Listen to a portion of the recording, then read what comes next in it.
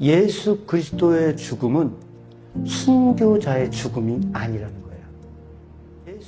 하나님 어찌하여 나를 버리셨나이까 하는 이 탄식은요, 정말로 하나님께서 버리셨다는 거예요. 같이 한번 읽겠습니다. 시작. 같이 한번 읽겠습니다. 시작. 이게 제가 굉장히 좋아하는 구절이어가지고 인용을 했어요. 킬케고르의 강화에 하나 나온 것 중에 하나인데, 뭐 이게 고린도전서 13장 내용이잖아요. 믿음, 소망, 사랑, 그 중에 제일은 사랑이지만 사랑 없는 믿음과 소망은 다 울리는 꽹과리인 것처럼 고난 없는 기쁨도 울리는 꽹과리다. 질문. 자, 질문 굉장히 중요한 질문이에요. 우리는 뭐라고 생각을 하냐면요, 일반적인 사람들이요, 어떤 기쁨이 있을 때, 이 기쁨이, 고난이 섞인 기쁨은 뭐가 불완전한 기쁨인 것 같아요. 그래서 대부분의 많은 사람들이 뭐라고 기도를 하느냐. 제 삶에서 제발 고통, 고난의 문제는 제거시켜 주세요. 순전한 기쁨을 맛보게 해주세요. 라고 기도를 해요. 그래서 우리는 일반적으로 생각할 때, 일반적인 얘기입니다. 일반적으로 생각할 때 고난이 없는 기쁨을 순전한 기쁨이고, 이것만이 천국에서 누리는 삶이라고 생각합니다. 오늘 주제는 이렇게 고난과 기쁨에 관련된 건데, 이걸 또 심층적으로 다루려고 생각 중에 있습니다. 다음 한번 보도록 하겠습니다. 킬케고르는 전기와 후기로 나누는데요. 저 코르사르 사건이라는 저 시점 있지 않습니까? 1846년. 저 시기를 기점으로 딱 두 시기로 나눠져요. 나눠지는데, 사실은 원래는 우리나라 말로 아직 번역이 안 됐고 번역할 사람도 없을 거예요, 지금. 왜냐하면 결론의 비약문적 후서라는 책이 있어요. 영역본으로 이게 어느 정도 두껍냐면요, 한 600페이지 정도 되고 각 주만 300페이지예요. 별도 책이 있어요. 우리나라 말로 이거 번역하면 한 2000페이지 나올 거예요. 이상 나올 거예요. 굉장히 두꺼운 책인데, 이게 두껍게 책을 썼다는 건 뭐냐면, 마지막으로 이거 쓰고 끝내려고. 이제 본인은 이제 책 끝내고 이제 쓰고 일기에는 뭐냐면 시골에 목사로 가려고 했어요. 근데 그때 저 코르사르 사건이 터져요. 그래서 킬케고르를 비난하고 뭐 저기 헐뜯고 막 이런 게 터져요. 그래서 이제 그거를 막기 위해서 이 싸움이 벌어집니다. 주먹다짐한 싸움이 아니고요.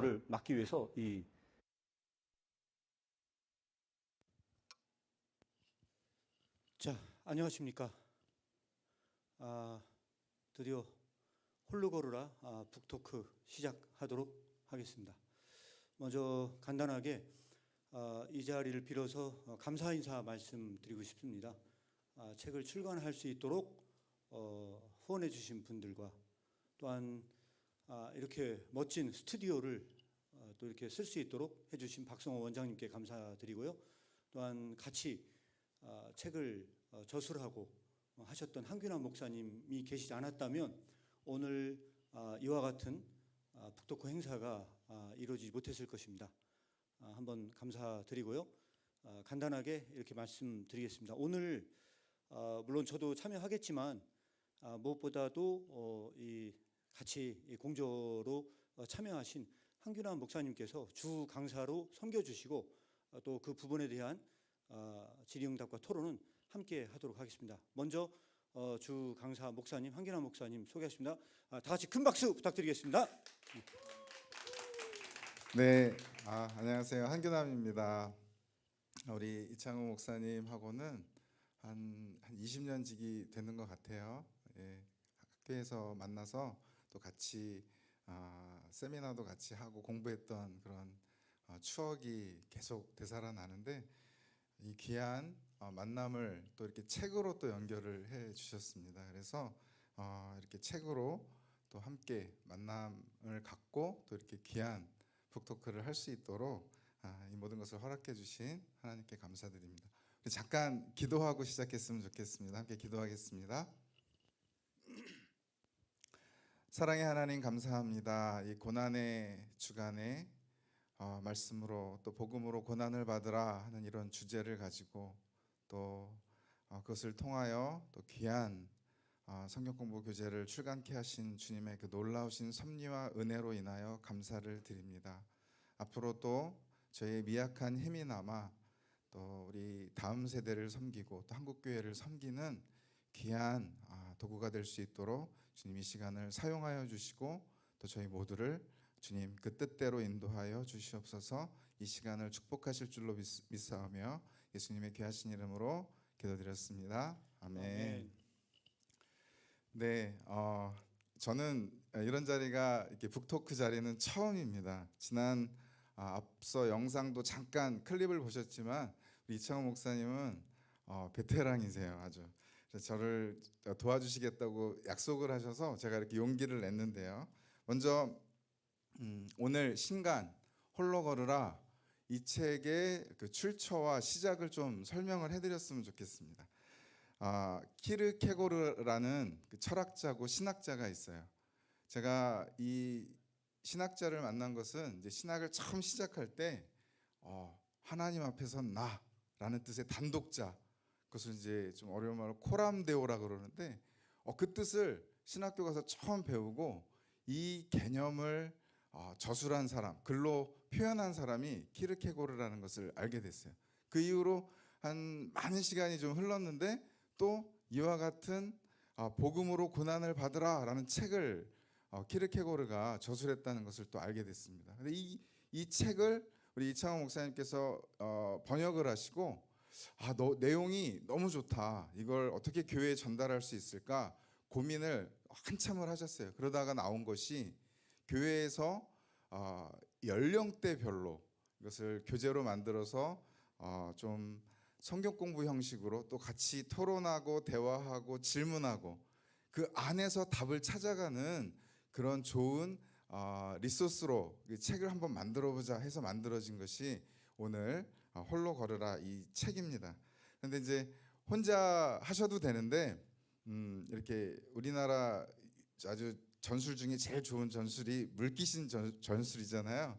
예, 많은 좋은 분들을 잘 섭외를 하셔서 저를 포함해서 몇 분들이 같이 공저를 하게 됐습니다.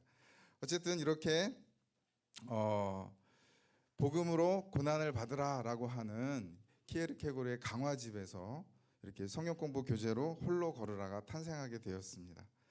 그런데 여기 지금 앞에 몇 분이 와 계시기는 한데 제가 처음부터 여기 있는 건 이제 선물입니다. 선물. 이거는 이렇게 질문을 던졌을 때 맞추면 바로바로 이 선물이 이제 나가는데요. 오늘 북토크의 흥미와 또 지루함을 좀 흥미를 더 높이고 지루함을 덜어내고자 이렇게 준비를 했습니다. 첫 번째 퀴즈가 있는데요. 한번 PPT를 좀 넘겨주시고, 네. 오늘 이 북토크 신간인 홀로 걸으라라고 하는 이 제목 여기서 유추해 볼 수 있고 상상해 볼 수 있는 내용은 과연 무엇일까?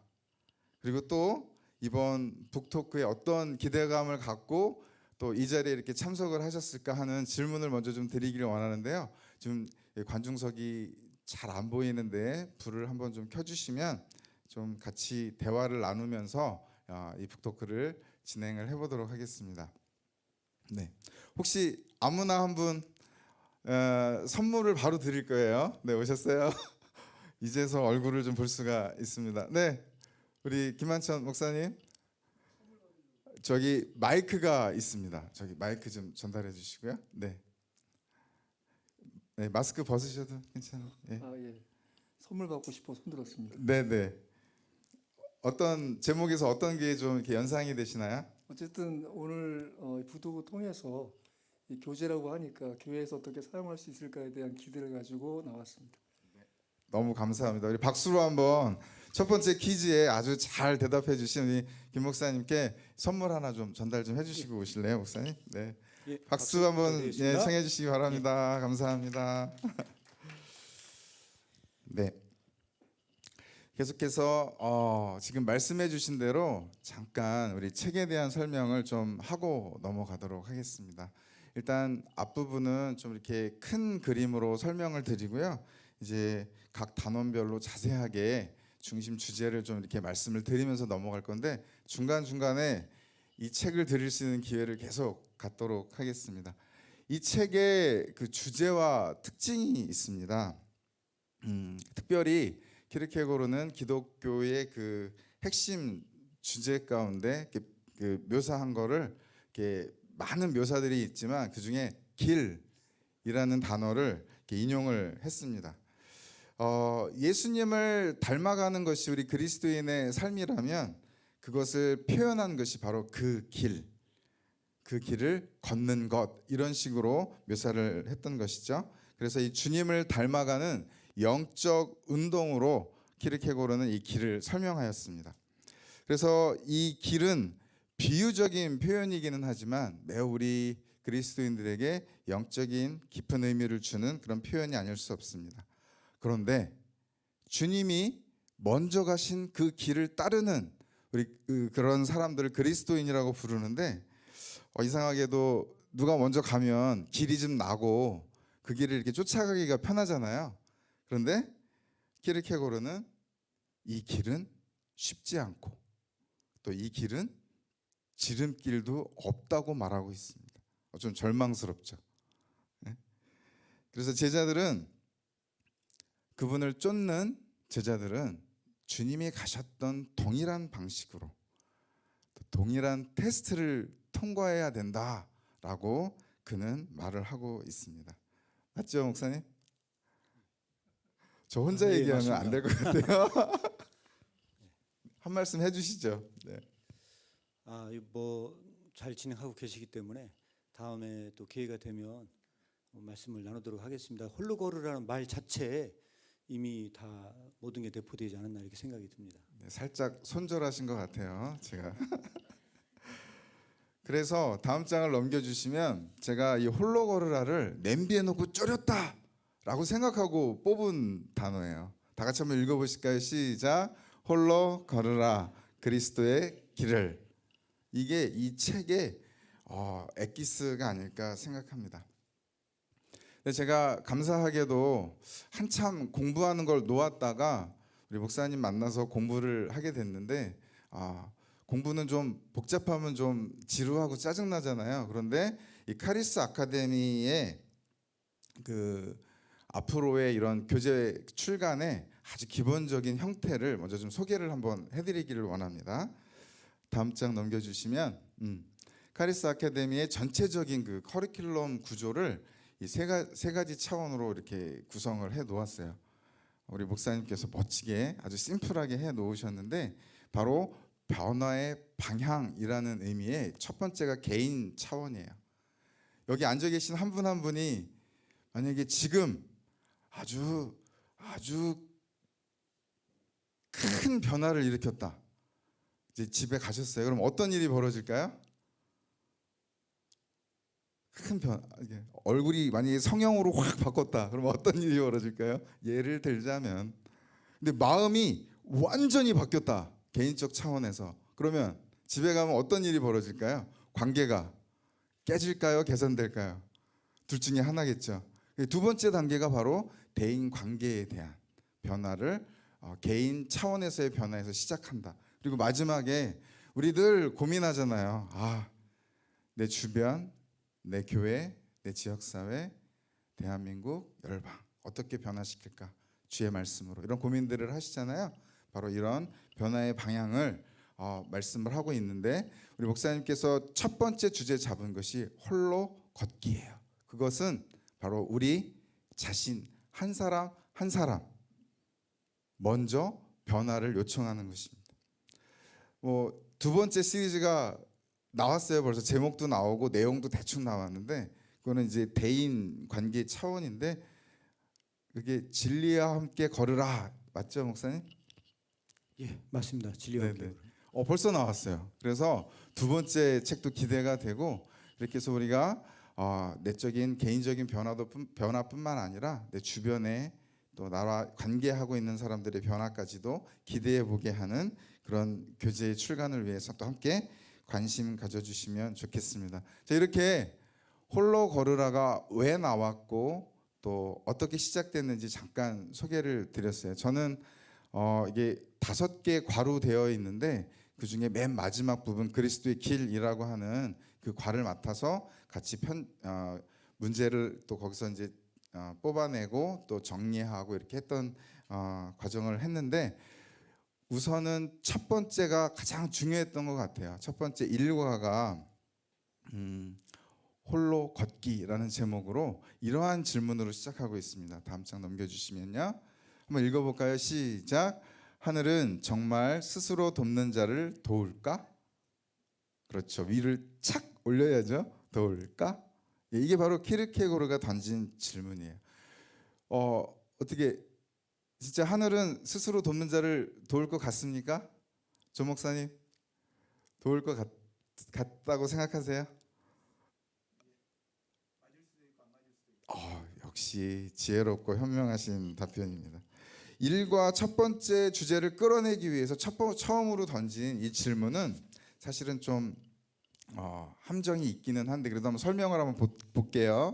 다음 장 넘겨주시면, 하늘은 스스로 돕는 자를 돕는다라고 하는 이 뜻은 바로 노력하면 된다, 노력하면 성공한다, 이런 의미를 내포하고 있다고 합니다. 사전적인 적인가 그렇고요. 근데 실제로 교회에서도 아래에 이런 그 성경 구절을 인용하면서 여러분 열심히 노력하면 돼요. 돈도 벌 수 있고, 또 직장도 구할 수 있고, 또 대학도 입학할 수 있고, 또 승진도 할 수 있고, 이렇게 많은 부분에 있어서 이런 열심히 노력하면 된다라는 그런 그 식의 그런 많은 여러분들의 설교를 들었을 거예요. 근데 이 문장이 맞냐? 아까 목사님 말씀하신 대로 맞을 수도 있고 틀릴 수도 있어요. 상황이 다르니까. 그런데 키르케고르는 아주 단적으로 다음과 같이 이야기합니다. 한번 넘겨주실게요. 자, 한번 빨간 글씨 한번 읽어볼까요? 시작. 하늘은 주님을 닮아 자기를 부인하는 자를 도우신다. 전제가 있는 거예요. 스스로 돕는 자가 성공할 수 있습니다. 하늘이 또 도와서 성공할 수도 있지만, 키르케고르는 우리 그리스도인들만큼은 그것이 아니다. 우리 그리스도인들만큼은 하늘은 예수님을 따라, 예수님을 닮아 자기를 부인하는 그 것에서 도움을 받을 수 있다, 이렇게 확언하고 있습니다. 한 장 더 넘겨주면, 밑에 내가 땅에서 들리면 모든 사람을 내게로 이끌겠노라. 바로 이것이 도움의 메시지인 거예요. 여기 보면 내게로 이끌겠노라라는 약속이 나오는데, 이제 본론으로 들어가서 이런 그림을 좀 볼 수가 있어요. 한번 넘겨주시면 이 자석이 나오죠. 자석 아시죠? 네. 바로 주님께서 우리를 그 이끄신다는 그 의미를 좀 이렇게 시각적으로 표현할 때 이만한 것이 없겠다 하고, 우리 이창호 목사님이 그리스도인의 훈련이라고 하는 그 교재에서 이렇게 인용해 주셨어요. 그런데 저도 이 내용을 계속 묵상하면 묵상할수록 눈에 보이지 않는 그 무엇인가가 우리를 이끌고 있다라는 그 뜻과 바로 이 자석과 좀 많은 부분 그 오버랩이 되는, 연결이 되는 걸 경험을 했습니다. 또 다음 그림 보여주시면요, 이렇게 철가루가 일련의 모양을 형성하면서 그 자기장을 따라서 저렇게 멋진 모양을 이렇게 정렬을 하는 것을 우리가 볼 수가 있습니다. 어쨌든 자기장은 눈에 보이지 않아요. 자석이 가지고 있는 자기장은 눈에 보이지 않습니다. 바로 그 자기장을 따라 우리가 어떤 이끌림을 받는 것, 그것이 바로 주님께서 우리를 이끄신다라고 하는 것과 굉장히 유사하다라고 볼 수가 있습니다. 바로 눈에 보이지 않는 방식으로 주님은 우리를 이끄신다라고 말할 수가 있습니다. 그런데 여기서 세상은 나를 이 자기장에 이끌린 철가루로 보지 않고 나를 자석되게 만드는 많은 메시지들이 있습니다. 네가 중심이야. 네가 중요해.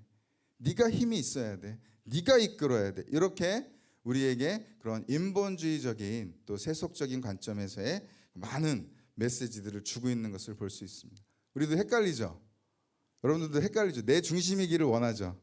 뭐를 해도 내 뜻이 먼저 되기를 원하죠. 내 중심으로 쫙 줄 서 이렇게 되기를 원하시죠?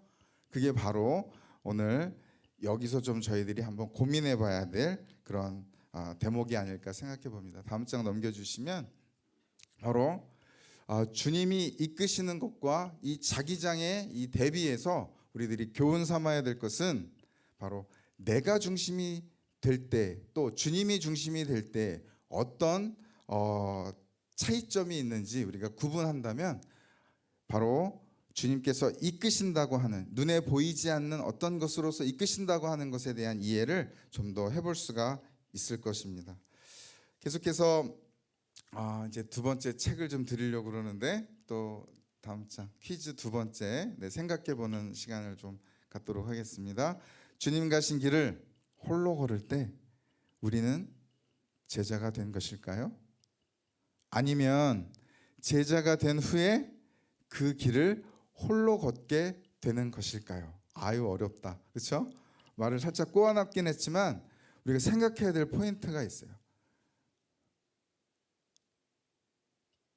혹시 좀 아무나 한 분 답을 좀 해보실 수 있을까요? 주님을 닮고가 빠진 것 같습니다. 일단 박수를 한번 쳐주시고요. 예, 선물을 하나 드렸으면 좋겠는데 마음에 안 드세요? 좀 더 받으면 어떨까? 좀 더 받아보시세요. 네. 이거 두 번째 선물이 제가 제일 좋아하는 책 중에 하나라서 이거 누가 가져가실지 모르겠지만 네. 아무나 한 분 더. 그러니까 쉽게 얘기해서 제자가 되는 시점 또는 제자라고 인식하는 확신하는 그 어떤 근거가 뭔지에 대해서 좀 이렇게 구분을 하는 그런 질문일 것 같습니다. 뭔 것 같아요? 답은 없어요. 근데 여러분 한번 생각해 보시라고 던진 거예요. 때론 우리가 뭔가를 교회에서 또는 사역에서 막 하고 있죠. 제자가 된 것 같아요. 그런데 어느 지점에 가서 공허해지고 약간의 어려움을 만나고 절망에 빠지면 제자가 아닌 것 같아요. 그런 고민을 좀 같이 해보자는 질문이었습니다. 네, 일단 더 답이 없으니까 우리 저쪽 우리 이 목사님이시죠? 네, 선물로 한번 드리도록 하겠습니다. 감사합니다. 네. 네, 알겠습니다. 네, 이제 다음 장으로 좀 넘겨주시면 이 홀로 걸으라 여기에 이제 두 번째 장인데 이 사실은 아까 도입부에서 자기를 부인한다라는 표현이 나왔죠. 그 제목이에요. 자기 부인. 이 자기 부인의 또 핵심이 되는 어떤 키워드가 있다면 누군가를 따르는 것. 그래서 따른다는 것의 의미가 무엇일지 같이 한번 생각해 보는 그런 시간을 또 갖도록 하겠습니다. 우리 성경 본문에 마태복음 16장 24절에 이런 말씀이 나와요. 누구든지 나를 따라오려거든 자기를 부인하고 자기 십자가를 지고 나를 따를 것이니라. 다 아시는 말씀이죠. 네. 예수님의 제자가 되는 A, B, C, D를 딱 우리 본문에서 찾아볼 수가 있어요. 어떻게 해야 주님의 제자가 된다고요? 그렇죠. 부인하고 십자가를 지고 따를 때. 근데 이 따른다는 것 뭘까? 그런데 성경 본문을 보다 보니까 누가복음에 비슷한 말씀이 나오는데 뭐가 조금 다른 게 나오죠? 한번 누가복음 9장 23절은 같이 읽어보도록 하겠습니다. 시작. 아무든지 나를 따라오려거든 자기를 부인하고 날마다 제 십자가를 지고 나를 따를 것이니라. 뭐가 다르죠? 날마다가. 저는 제가 사실은 이걸 많이 묵상을 했는데 묵상을 하면서 일상이 아닐까? 무엇이? 나를 부인하고 십자가를 지는 일과 예수님을 따르는 일이 단회적인 것이 아니라 한 번에 끝나는 것이 아니라 일상이 아닐까라는 생각을 했어요. 근데 그게 맞더라고요. 아침에 눈 뜨고 또 저녁에 잠이 들 때, 또 아침에 눈 뜨고 잠이 들 때, 그 모든 일상 속에서 이 A, B, C, D 예수님의 제자가 되고 예수님을 따른다는 것의 의미를 우리들이 날마다 생각하지 않으면 또 그 일상 속에서 그것이 발견되지 않으면 따른다는 의미를 우리가 모르고 사는 것이 아닐까 하는 생각을 해보았습니다. 목사님은 이 따른다는 것의 의미를 조금 더 한번 부연 설명을 좀 해주시면 어떨까요? 네. 예. 뭐 사실은 이 주제만 갖고도 나누려면 한 2시간은 얘기를 해야 되지 않나 싶습니다. 그런데 간단하게 이 말씀을 좀 언급해서 말씀을 드리자면 사실 그렇습니다. 그 날마다라고 하는 저 말이 이 교재에서와 이렇게 활용되는 부분들을 그냥 간략하게 조금 말씀을 드리면 여기에서는 가장 집중적으로 다루고 있는 게 부자 청년을 다루고 있거든요. 그래서 부자 청년 아까 그 김태우 목사님이 했던 답하고도 연관이 되는 건데 그것은 뭐냐면 여기서 부자 청년이 재물을 다 바치면 예수님의 제자가 되는가라고 질문을 던집니다. 그래서 유튜브에다가 올렸었는데 여기 계신 분들은 한번 그냥 것으로 결정해도 될 것 같아요. 부자 청년이 재물을 다 바치면 예수님의 제자가 된다 한번 것으로 한번 안 된다 한번 손도 손 안 드신 분들은 자신이 없어서 그랬던 것 같은데 물론 정답은 없는 건 있습니다. 뭐냐면 부자 청년이 재물을 다 바쳐도 예수님의 제자가 안 된다는 겁니다. 왜 안 되느냐? 그거는 좋은 시작이고 그와 같은 일은 날마다 일어나야 되기 때문에 날마다 그래서 저 날마다 의미가 그겁니다. 간략하게 이렇게 말씀드리겠습니다. 우리 박수 한번 보내주시죠. 역시 네 번역자는 다릅니다. 네. 계속해서 이 자기 부인에 또 같이 좀 이렇게 대꾸해서 우리가 반대편에 또 이렇게 비교를 해서 봐야 될 단어가 있어서 한번 보려고 합니다. 다음 장 넘겨주시면요. 자, 자기 성취라는 것이 있습니다. 그것을 또 자아 실현이라고도 이야기를 하고요. 정말 안타깝게도 저를 포함해서 이 앞에 앉아 계신 모든 분들은 이 세속 교육, 특별히 한국 교육에 철저한 또 희생의 한 흔적들을 다 갖고 있을 거예요. 대학 가느라고 고생 많으셨죠? 네, 그게 바로 자아 실현 때문에 그렇습니다. 이 교육은 어떻게 하든 입신양명하라 이렇게 아주 저희들에게 강요해 왔고 또 저희들이 거기에 따르지 않으면 좀 뭔가 불성실하고요. 좀 이렇게 인생 낙오자 같고 좀 이렇게 쓸모없는 사람처럼 취급하는 그런 그 사회적인 환경 분위기가 있습니다. 그런데 그게 비단 사회만 그럴까요? 교회는 어떤가요? 교회 자아 실현하라고 하나요? 그냥 가만히 내비두나요? 여전도회 부장도 돼야 되고 또 남성교회 회장도 돼야 되고 장로님도 돼야 되고 그렇죠? 전도사님은 또 강도사 돼야 되고 강도사는 목사님 또 돼야 되고 그게 헌신의 자리고 그게 봉사의 직분입니다. 저는 그분들을 비난할 마음이 하나도 없어요. 다만 우리의 지향점을 한번 솔직하게 고백을 했으면 좋겠어요. 그게 높은 자리일까요? 낮은 자리일까요? 그게 상향적인 자리일까요? 하향적인 자리일까요? 그냥 딱 느낌이 오죠. 담임 목사님. 굉장히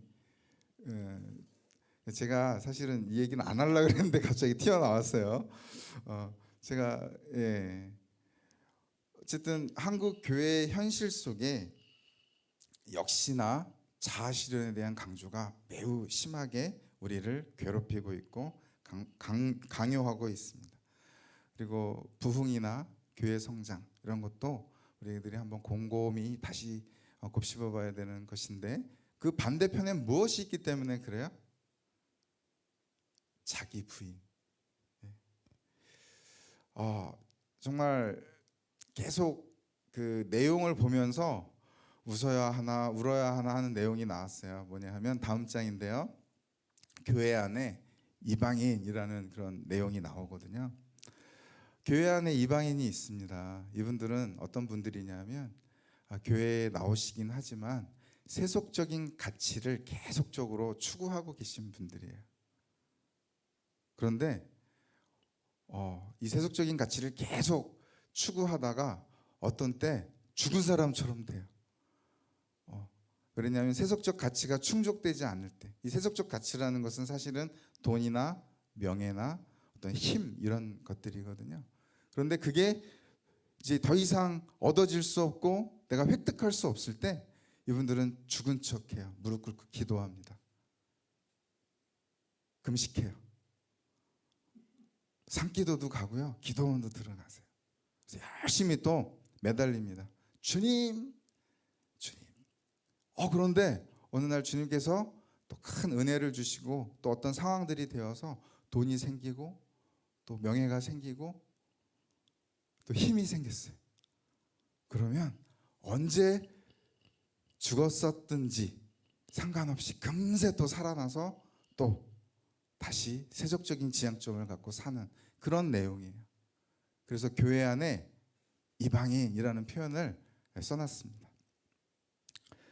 자, 공감을 하셔도 되고 안 하셔도 되는데 이거는 그 유명한 키르케고르의 죽음에 이르는 병에서 그 비유로 나오는 내용이에요. 죽은 척하는 동물들, 위험이 탁 닥쳤을 때 죽은 척하는 주머니쥐, 뭐 또 무슨 비단뱀 이런 것들이 거기 예화로 나오는데 어떤 우리 삶 속에서 위험이 감지되고 이대로 있다가는 내가 한 대 맞겠구나라고 했을 때 살짝 죽은 척 했다가 위험이 지나가면 다시 살아나는 그런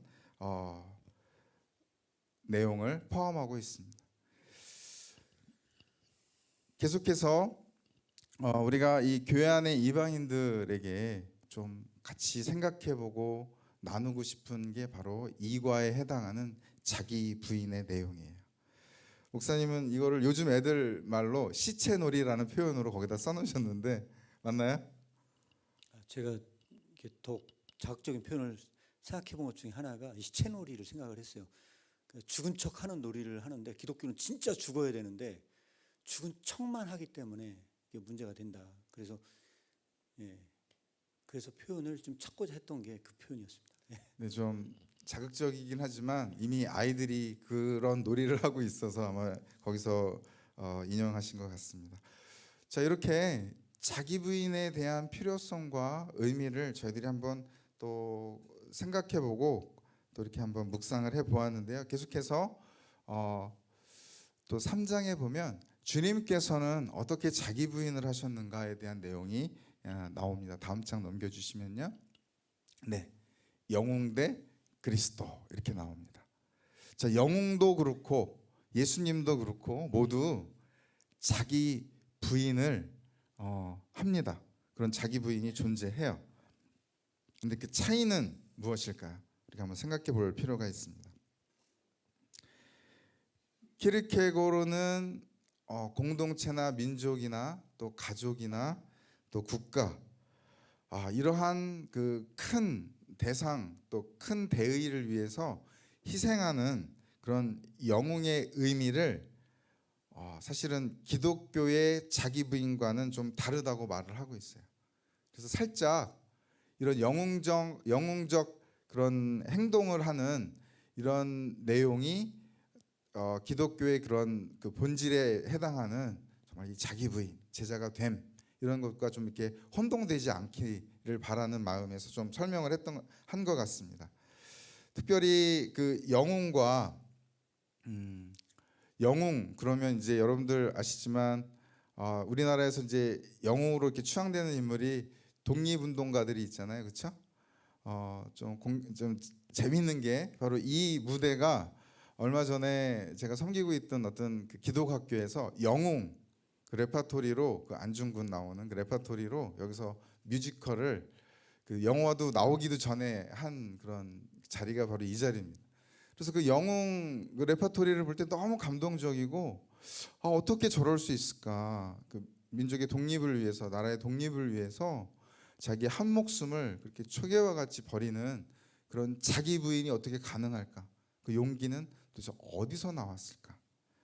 그런데 이제 그 내용 안에는 사실은 안중근이든 윤봉길이든 여러 독립투사들 안에 정신적 스승이 있었다고 합니다. 물론 그 또 한 축에는 기독교 정신도 있었어요.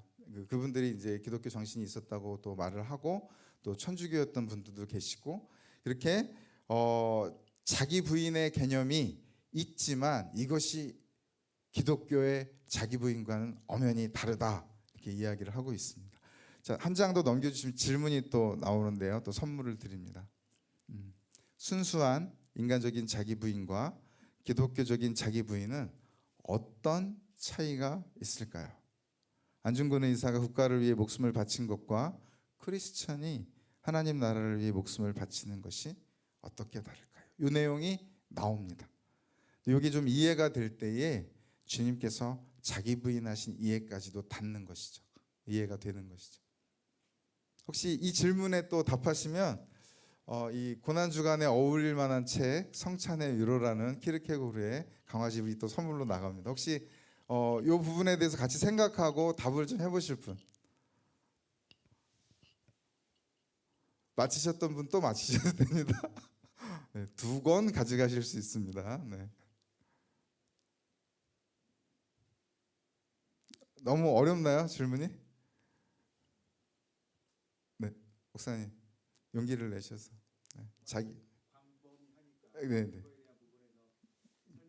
마이크 예, 설명하는 게 쉽지는 않을 것 같은데요. 네. 여기서 이제 고민은 제 답을 내기보다는 키에크로가 뭐라고 이야기를 했을까라는 고민을 하다 보니까 답을 찾기가 좀 쉽지는 않을 것 같고요. 네, 순수한 인간적 자기 부인이라면 겸손하는 척한다랄까요? 겸손한 척한다는 거죠. 그러니까 사람들이 보기에 겸손하다고 이야기할 정도의 느낌의 겸손. 그러나 기독교적 자기 부인은 겸손의 진정한 겸손, 자기를 부인하는 걸로 끝나는 게 아니라 예수 그리스도를 인정하는 거죠. 그러니까 이 순수한 인간적인 부정들은 자기의 겸손의 정도의 수준이라면 우리의 기독교적인 부인은 그 부인 위에 예수 그리스도를 얹어서 예수 그리스도를 따르는 것이야만이 기독교의 자기 부인이 아닐까라는 생각을 해봅니다.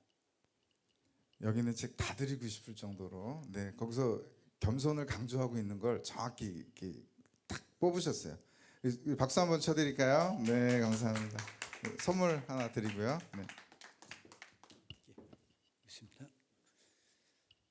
네, 이어서 우리 이창호 목사님이 조금 더 이 부분이 쉽지가 않아서 저도 제가 설명을 못 하겠는데 목사님께서 많이 설명해 주셨고 또 한 말씀 더 해주시면. 어려운 건 계속 저한테. 이게 사실 굉장히 중요한 주제라고 생각을 해요. 오늘 어떻게 보면은 이 자기 부인에 대해서 다는 제가 말씀을 못 드려도 이후에 또 이렇게 토론할 수 있는 시간이 있으면 말씀을 드리겠지만 아마 이렇게 비교하시면 맞을 것 같아요. 아까 제가 부자 청년 말씀드렸지 않습니까? 그러니까 부자 청년에게 십계명을 다 지켜 행하는 것도 굉장히 힘들거든요. 근데 거기다가 재물까지 다 바쳐라? 근데 아까 제가 무슨 말씀 드렸냐면 예수님의 제자가 되려면 그와 같은 일은 날마다 일어나야 된다고 얘기하잖아요. 그럼 기독교는 기쁜 소식 같지는 않고 굉장히 사람을 강요하고 올가맬 것 같은 느낌이 들어요. 굉장히 힘든 것 같은 느낌이 들거든요. 그래서 이 부분을 저는 거꾸로 생각을 한번 해보라고 말씀을 드립니다. 거꾸로 생각해보라는 얘기는 무슨 얘기냐면요. 만약에 부자 청년에게 가정을 한번 해보세요. 부자 청년은 재산이 진짜 많거든요. 근데 그 부자 청년에게 한 1,000원 정도만 요구했다고 생각을 해보세요.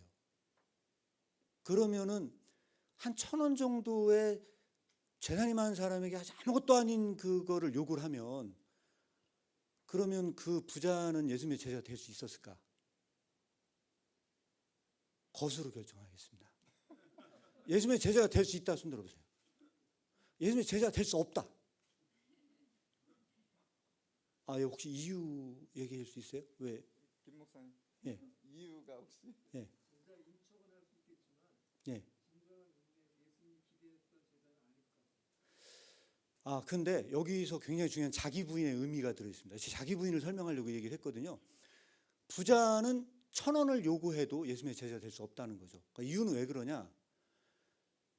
엄청난 재산을 가지고 있는 부자에게 1,000원을 요구하는 건요. 부자의 자존심을 상하게 합니다.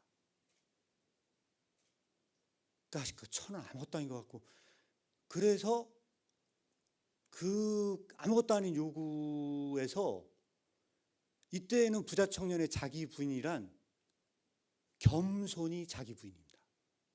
이때 겸손이 자기 부인인데, 그래서 중요한 질문 하나, 이거 제가 중요한 질문 하나 제가 드릴게요. 진짜 이게 진짜 중요한 질문이거든요. 그러니까 여기서 우리가 두 가지를 생각해 볼 수가 있어요. 과도한 걸 요구해서 모든 거를 다 버리는 자기 부인하고요, 단돈 1,000원을 요구하는 겸손의 자기 부인과 어느 것이 더 어려울까?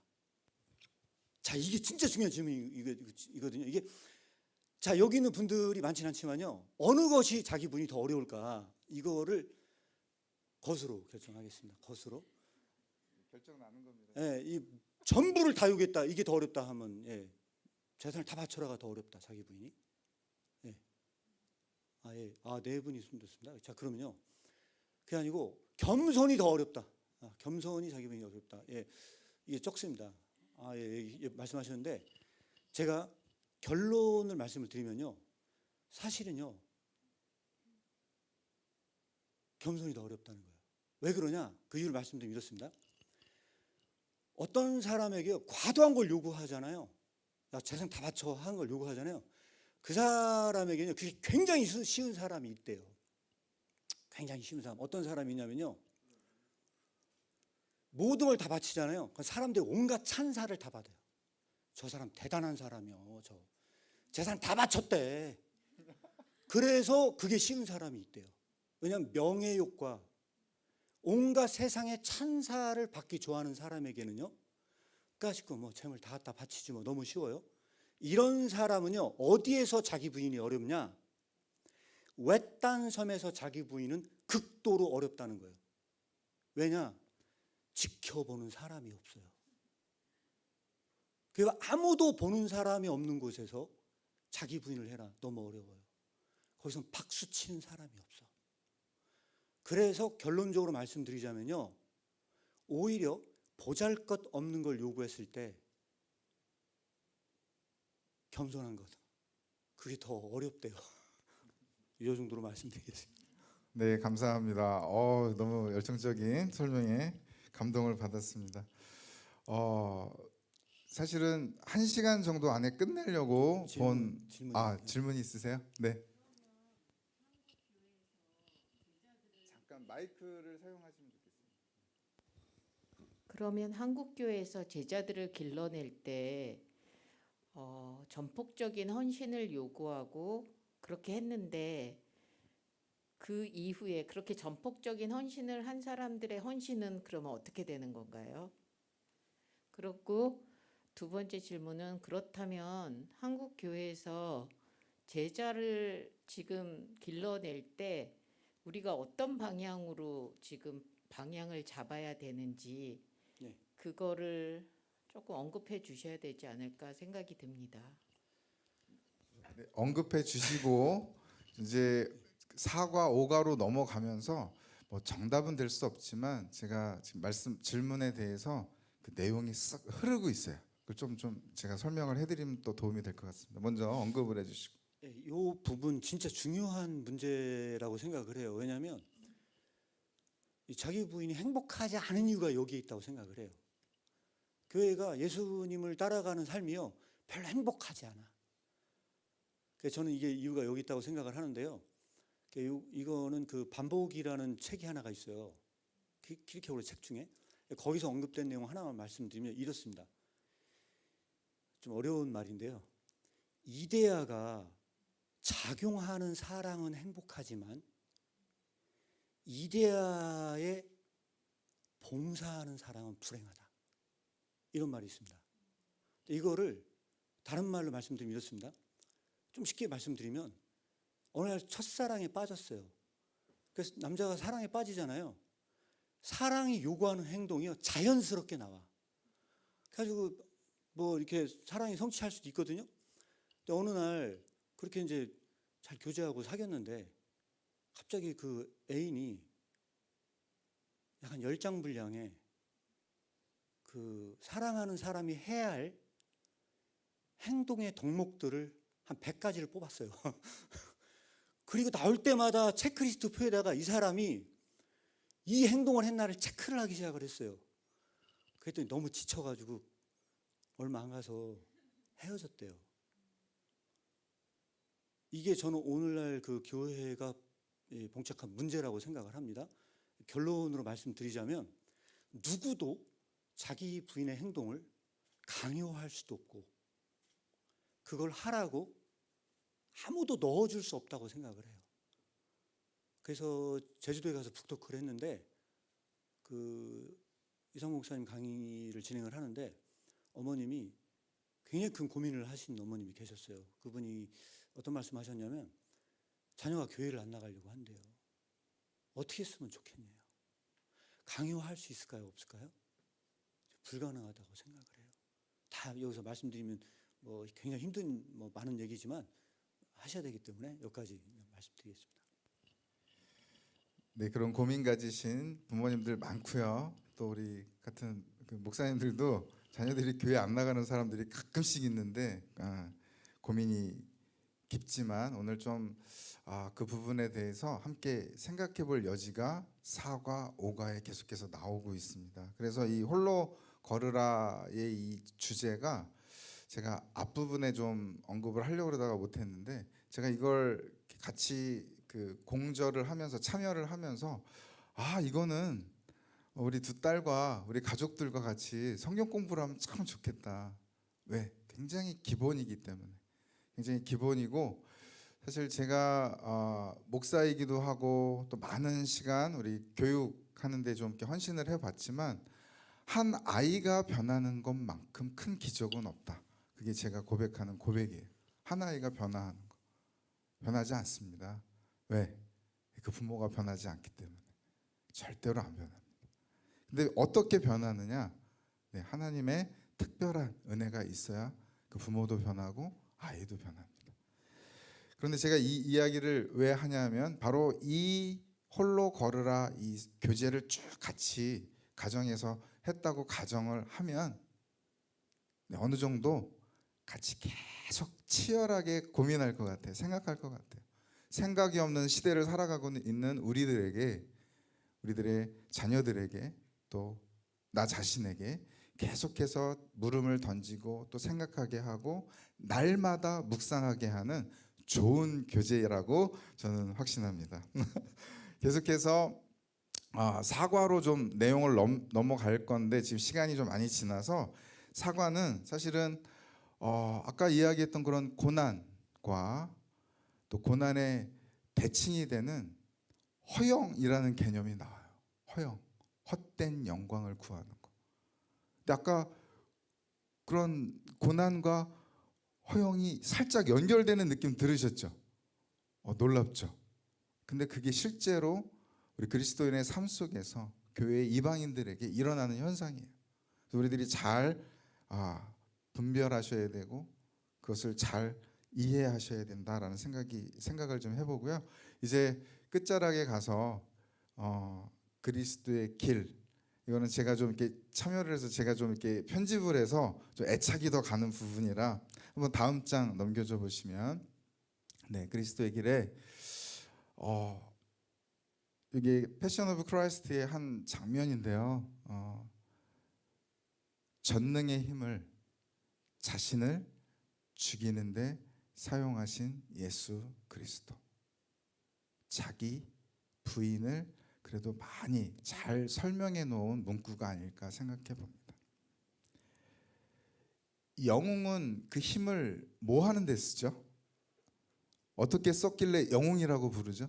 민족을 구하고 나라를 구하고 가족을 구하고 또 많은 어려움에 있는 사람들을 구해낼 때 그 힘을 거기다 썼을 때, 적을 물리쳤을 때, 적을 진멸했을 때, 그때 우리는 영웅이라고 부릅니다.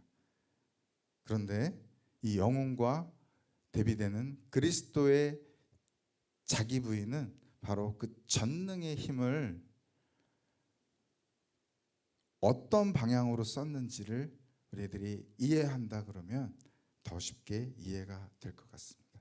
자, 이제 결론 부분으로 좀 갈 건데요. 제가 많은 이야기가 사실은 녹아 있고 숨어 있지만 다시 쪼려서 한 문장을 좀 뽑아보라.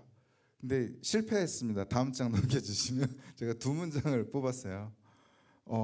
거기에 말씀의 검은 자기를 죽이는데 쓴다 이렇게 돼 있는데 제가 첨가를 하나 더 하려고 그래요. 말씀의 검은 자기를 죽이는 데만 쓴다. 조금 더 구체화됐죠. 그건 저한테 적용한 거예요. 그거는 여러분들은 또 따르게 하셔도 돼요. 그러면서 페이지 47페이지하고 이거하고요. 그다음에 페이지 81페이지, 82페이지에 걸쳐서 저를 굉장히 고민에 빠뜨리고 오랜 기간 동안 한 달 정도 묵상하게 했던 문장이 있습니다. 그러나 주님을 이용하려는 의도가 있었던 크리스천들이 주님의 길을 갔는지 우리가 판단하지는 맙시다. 교회 이방인들이 어땠던 건 간에 그들이 어떤 삶을 살고 있던지 간에 우리는 판단하지 맙시다. 저는 이렇게 이해를 했어요. 맞나요, 목사님? 예, 맞습니다. 네, 감사합니다. 저도 선물을 일단 하나 주시고요. 그리고 이제 결론 부분 제가 가장 저에게 날마다 적용하고 싶었던 텍스트가 바로 이겁니다. 그러나 이 시간 우리들에게 주어진 이 순간 누구를 비난하지는 맙시다. 각자는 오직 자기 자신만 판단합시다. 왜냐하면 이런 관심, 진정한 믿음을 소유했는지 안 했는지에서 다른 사람을 판단하기 원하는 것은 이 세상에서 자신의 안전을 획득하기 위한 또 다른 시도일 뿐이기 때문입니다. 저는 이걸 이해하는데 한 달 정도 걸렸어요. 그런데 결론은 말씀의 검은 자기를 죽이는 데만 써라 이렇게 이해를 하면서 이 홀로 걸으라는 이 교재에 좀 답을 나름대로 좀 정리를 해보았습니다. 목사님 조금 더 첨언해 주셔도 되고요. 네, 언급을 또 한 번 더 해주시죠. 예, 이 주제와 관련해서 그 재미난 구절이 하나 있어 소개를 한번 드리고 싶습니다. 그 그리스도교 훈련이라는 책에 나오는 내용인데요. 이제 키르케고르는 평상시에 사실은 그 목사님들에 대해서 별로 안 좋게 생각을 했어요. 그렇다 보니까 목사님들에 대한 그 책망이 굉장히 많이 있는데 그 중에 하나가 이제 이런 얘기를 합니다. 무슨 얘기를 하냐면 설교자는 설교하러 올라가면 누가 돼야 될까요? 철저하게 자기 자신이 돼야 되는데 배우가 되어 있다는 겁니다. 그 배우는 어떻게 하면 찬사를 받습니까? 그 배역을 잘 감당하면 찬사를 받아요. 야, 저 사람 대단하다 그렇게 하고 그 배우는요 자기 진짜 셀프, 진짜 자기는 숨기고 그 배역을 감당했을 때 박수갈채를 받거든요. 근데 목사가 마치 배우처럼 설교를 굉장히 잘하면요 박수갈채를 받아요. 그래가지고 그 말씀의 검을요 다른 사람을 향해 휘둘러요. 근데 그 말씀이 다른 사람을 향해 휘둘러도 변화가 일어날 수는 있대요. 그 사람들이 그걸 얘기를 듣고도 막 회개가 일어나고 막 해요. 그런데 딱 한 사람은 변화를 못 시켜요. 그 말씀이. 설교자 자신은 변화시킬 수 없어요. 왜냐하면 이 검을 다른 사람에게만 휘둘렀지 정작 자기 자신을 죽이는 데는 사용한 적이 없었대요. 그래서 딱 한 사람은 구원을 못 받아요. 설교자 자신만 이 구원에서 제외가 돼요. 이 비극적인 현상이 그 당시에 덴마크 사회에 있었다는 거예요. 이 촌철살인 같은 이야기라고 생각합니다. 네, 이렇게 그 1813년에 태어나서 1850년 한 42세의 나이에 55년에 42세의 나이에 그 좀 일찍 작고했죠. 키르케고르가 그 짧은 시간 동안에 본인이 속해 있던 공동체 덴마크 기독교 사회 안에서 정말 이 많은 저작물들을 쓰기까지 얼마나 많은 고민을 했을까, 얼마나 치열하게 살았을까. 제가 그 전기를 좀 읽어봤는데 또 본인 빼고 모든 가족들이 전쟁과 기근과 전염병으로 다 죽었더라고요. 그러니까 얼마나 괴로웠을까. 그리고 하나님에 대한 질문들이 얼마나 많았을까. 이런 생각들을 하면서 좀 제가 같이 참고 서적들을 보았는데요.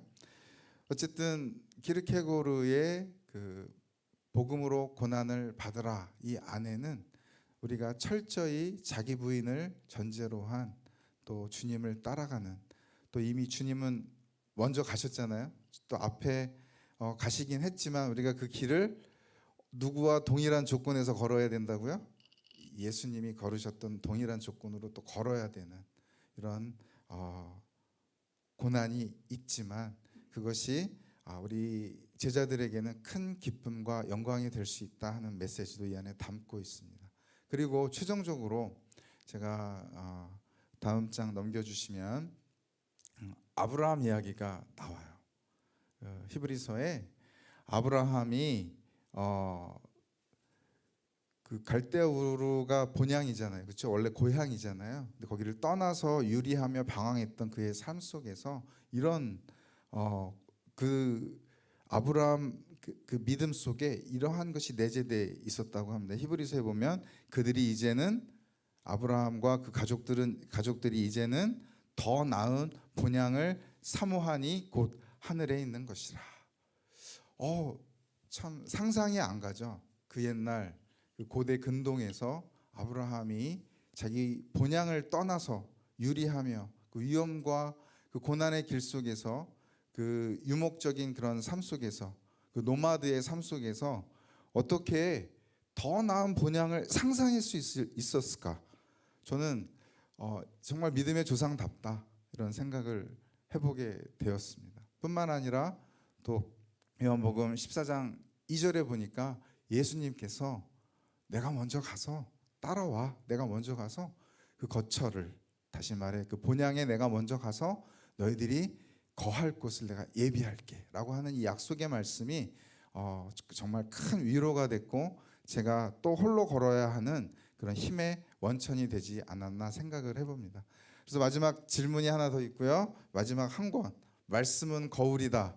이 선물을 좀 드리려고 하는데요. 퀴즈, 마지막 퀴즈.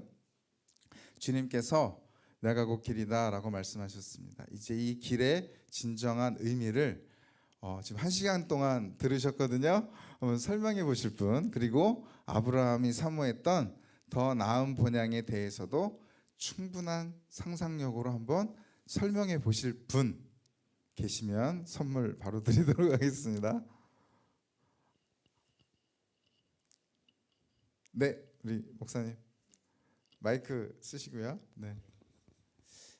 예수님께서 그 전능자의 그 힘을 오로지 자기 자신을 죽이는데 총력을 다하신 것처럼 내가 살아가면서 하나님 앞에 나의 모든 은사나 재능이나 달란트나 뭐 돈과 명예나 배경 모든 것을 총력을 기울여 나 자신을 죽이며 가는 그 길이 아닐까라고 이렇게 이제 들으면서 생각을 해 보았습니다. 네. 그리고 아브라함은 아마 더 나은 본향이란 것을 제 생각에는 생각했다고 보기보다는 그냥 아버지의 품이 더 나은 본향으로 여기고 그분과 동행하며 걸어갔던 그 길이 더 나은 본향이 아니었을까. 그래서 딱히 우리가 생각하는 이데아나 뭐 정말 반짝반짝거리는 하늘나라나 그런 개념보다는 아버지의 품으로 내가 가는 그 더 나은 본향을 상상하지 않았을까라는 또 생각도 하게 됩니다. 네, 질문에 너무 푸근하게 답을 해주셨죠? 박수 한번 보내주시기 바랍니다. 네, 선물 하나 더 드리고요. 또 이제 북토크를 마무리하면서 또 이제 Q&A 시간, 질의응답 시간을 좀 가질 텐데 아까 멋지게도 질문하신 분 이미 선물 하나 거기 세이브돼 있고요. 또 이 끝자락에 혹시 오늘 이 북토크 우리는 어떻게 주님의 제자가 되는가 키에르케고르를 통해서 배우는 또 자기 부인을 통해 배우는 예수 그리스도의 제자도 홀로 걸으라. 여기서 조금 더 여러분이 궁금하신 것 있으면 잠깐 한 5분 10분 그 안에 좀 질문하고 또 마치는 시간 갖도록 하겠습니다. 네, 질문. 네, 목사님. 마이크 쓰시. 예, 이 대상을 어떤 식으로 특정하시고 이 교재를 준비하셨는지 궁금합니다. 일단은 이 교재는 성인용 청장년 용으로 일단 기획을 했습니다. 네, 아울러 이제 저를 섭외하실 때 첫 요청이 이러한 내용들을 지금 요즘 현대 청소년들 눈높이에 맞는 그런 서로 토론하고 또 대화하고 질문하고 그 그룹핑해서 거기서 답을 찾아내는 그런 청소년용 교재도 좀 같이 만들자 해서 제가 거기에 혹해서 넘어갔거든요. 그래서 앞으로 이 카리스 아카데미 출판사에서 중점적으로 해야 될 사역이 바로 그러한 연령대별로 이렇게 본질적인 제자도에 대한 또 가르침이 좀 담겨 있고 같이 고민해 볼 만한 그런 많은 그런 성경 공부 내용을 좀 담는 그런 작업들을 좀 하려고 합니다. 네. 또 질문 있으시면 해주시면 감사하겠습니다. 아니요, 다 하셔도 됩니다. 어떤 질문이든 다 받도록 하겠습니다. 네. 네, 저는 이제 목회자다 보니까 아까 이창우 목사님께서 해주신 말이 너무 이제 비수같이 또 생각되면서 고민이 되는 건 아까 말씀한 것 같이 배우가 되기보다는 나 자신을, 그러니까 말씀의 검을 갈고 나 자신만 죽이는, 자기를 죽이는 자리로서 이제 강단을 사용해야 된다고 하셨는데, 혹시 어떻게 보면은 어쩔 수 없는 대중이 있고 그 대중에게 하나님의 대언자로서 이제 전달하는 전달자의 역할이란 이제 한계선상 가운데, 물론 그 자리를 나를 죽이는 자리지만 때로는 이제 대중의 설득이라는 이제 또 선포라는 부분에 있어서 키에르케고르는 이 부분을 이제 배우가 되지 않고 나를 죽이는 자리가 거기에 대한 대안과 해답을 혹시 이제 가지고 있었는지에 대해서 조금 궁금합니다. 그 부분은요, 아주 비유로 기막히게 해놓은 게 있는데 제가 정확하게 생각은 다 안 나요. 이게 1847년에 그 특별한 때를 위한 강화라는 책을 썼습니다. 근데 이제 거기하고 연관돼서 말씀을 드리자면 이렇게 나와 있습니다. 어떻게 나와 있냐면요, 일단은 목회자가 자기를 죽이는 칼이 되도록 쓰잖아요. 그러면 설교단은 뭐가 돼야 되느냐? 배우처럼 자기를 숨기는 게 아니고 자기의 전 존재가 다 드러나야 하는 자리가 설교자의 자리라는 거예요. 그러면 어떤 일이 벌어지겠습니까? 자기의 모든 죄악이나 자기의 숨겨진 그 모든 것이 숨겨지는 게 아니고 다 낱낱이 파헤쳐야 돼요. 그래서 그 설교자가 올라가는 설교단의 자리는요, 두렵고 떨 수밖에 없다는 겁니다. 그게 진짜로는 원래 그런 자리가 돼야 된다는 거죠. 그렇게 했을 때 말씀하셨던 것처럼 하나님의 대언자가 된다는 것을 약간 또 이거 무대와 또 이제 그런 걸로 비교해서 이야기를 하고 있거든요. 이제 그렇게 이야기를 하고 있는데, 그때 기독교적으로 얘기하면 그 예배가 어떻게 돼야 되느냐? 관중석에는 회중이 앉아 있는 게 아니고 유일하신 하나님 한 분만 그 설교자를 보고 있답니다. 이렇게 제가 똑바로 하나 못하나 그거를 보고 있는 건 군중이 아니고 하나님께서 그걸 보고 계시다는 거예요. 그리고 그럼 설교자는 앞에서 말을 해야 되는데, 제가 지금 정확히 기억이 안 나서 옮기지는 못하겠는데요, 프람프터라고 있어요. 뭐냐면 연기를 하는데 대사가 생각 안 날 때 뒤에서 이렇게 해주는 사람들이 있거든요.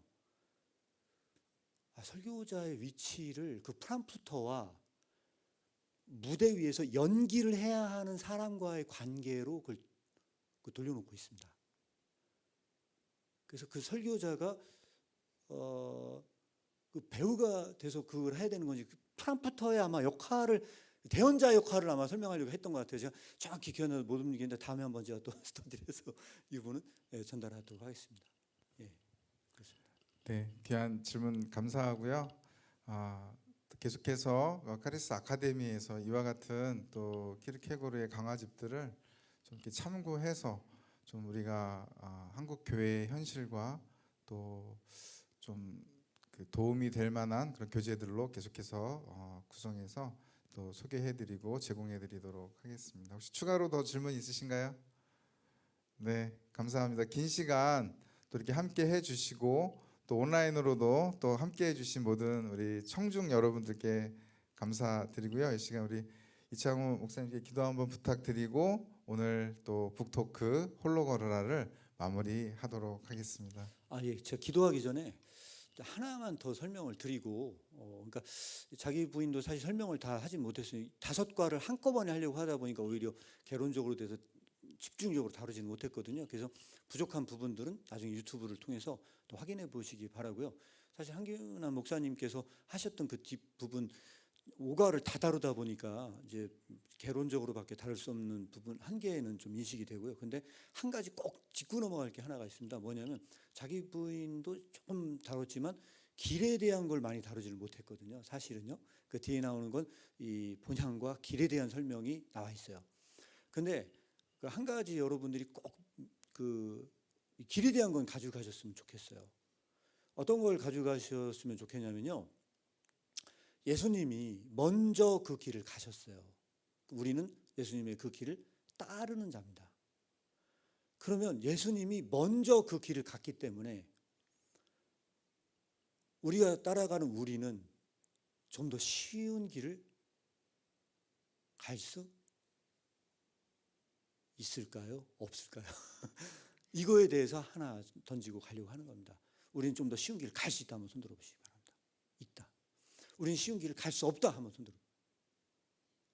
네. 아마 좀 헷갈리실 것 같습니다. 그래서 요거는 결론을 짓고 가려고 생각 중에 있습니다. 근데 이 결론적으로 말씀을 드리자면요. 예수님이 먼저 갔다고 해서 이 길이 짧아지거나 단축되지 않는답니다. 그래서 보통 화약을 발명을 해가지고 터널을 뚫잖아요. 이후의 세대에 사는 사람들은요, 쉬운 길을 갈 수 있어요. 과학이 발견한 길은요, 쉬운 길이 가능하대요. 그런데 정신의 길, 예수 그리스도를 따라가는 그 길은요, 주님께서 먼저 가셨다고 해서 그 길이 짧아지거나 단축된다고 하는 것은요, 다 착각이래요. 착각. 이것은 똑같이 다 어렵다. 그래서 예수님이 먼저 가셨고 뒤따라가는 분들, 우리 제자는 동일한 길을 다시 걸어요. 이거를 좀 약간 철학적으로 얘기하면 반복이라 불러요.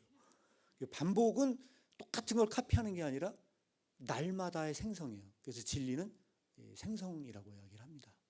왜냐하면 새롭게 그것은 생성돼야 돼요. 그래서 누구나 다 똑같이 어렵다. 그래서 홀로 걸어야 된다. 이렇게 정리할 수 있을 것 같습니다. 어려운데 예. 이게 어렵다라는 표현 자체가 예. 고난의 강도가 그에게 마이크 써주시면 감사하겠습니다.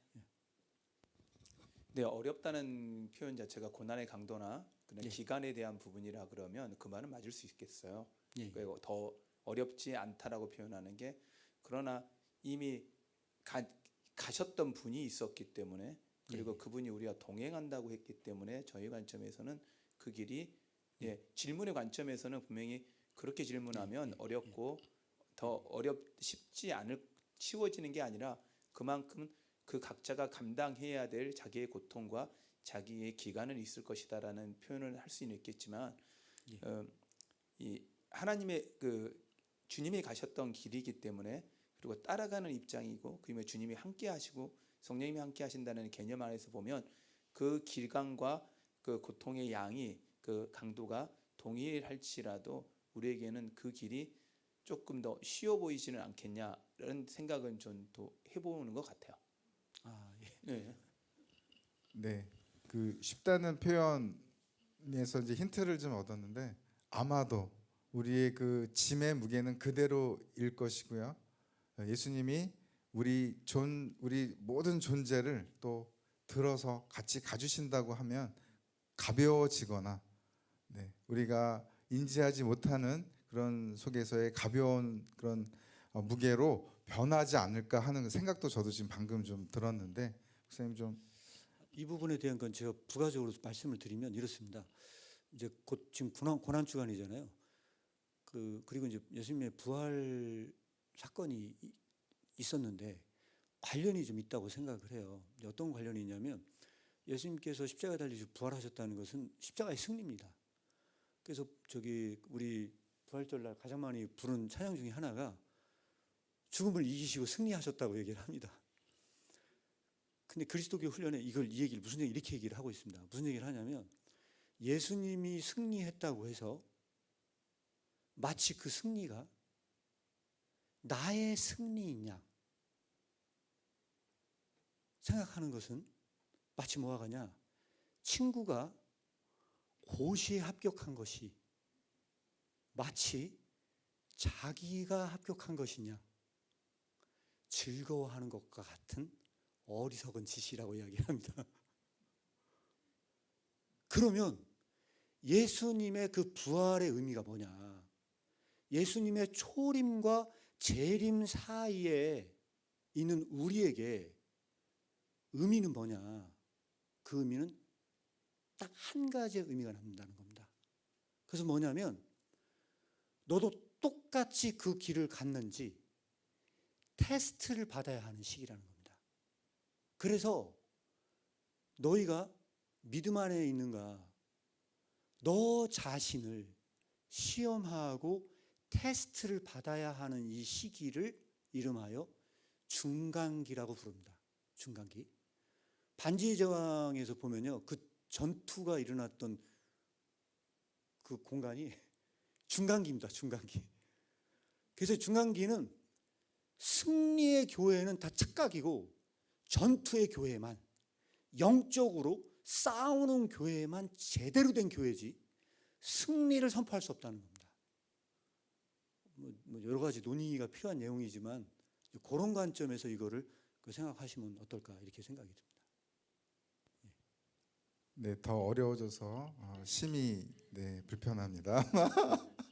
그렇지만 계속해서 말씀드리지만 저희가 이런 그 출판사를 통해서 또 아카데미를 통해서 이런 교재를 편찬하는 것은 더 생각하고 더 묵상하고 또 그리스도의 그 장성한 분량에 이르기까지 닮아가는 날마다의 삶을 요청드리기 위한 것임을 다시 한번 좀 말씀드리고요. 네, 정말 진짜 많이 시간이 갔거든요, 목사님. 네, 닫는 기도 해주시고 오늘 북토크를 마무리하도록 하겠습니다. 예, 죄송한데 기도하기 직전 광고 간단하게 하나 하고 기도하겠습니다. 뭐냐면요, 오늘 이게 내용이 부족하잖아요. 그래서 5월부터는요 강좌가 진행될 예정입니다. 적게는 오후 내내 한 4시간, 5시간을 하거나 아직 명확하게 계획을 못 세웠거든요. 근데 하루 종일 하거나 그 둘 중에 하나입니다. 매주 오라고 하면은 힘들 것 같고 하루에 한 날에 그냥 다 끝내려고 그 생각 중에 있습니다. 지금처럼 이렇게 다루는 게 아니고 심층적으로 내용들을 다룰 수 있는 그런 기회가 있을 예정입니다. 간단하게 광고 말씀 드리겠습니다. 기도하고 오늘 모든 순서를 마무리하도록 하겠습니다. 기도하겠습니다. 주님, 오늘 이렇게 홀로 걸으라 북토크를 통해서 간단하게